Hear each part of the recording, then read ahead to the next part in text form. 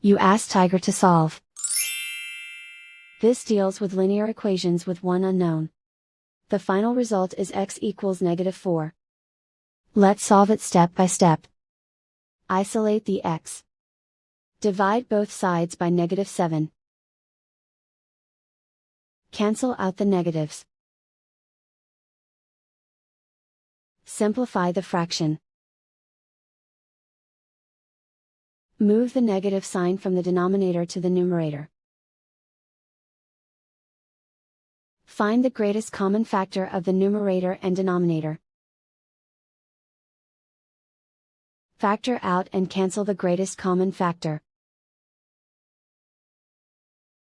And so the final result is x equals -4.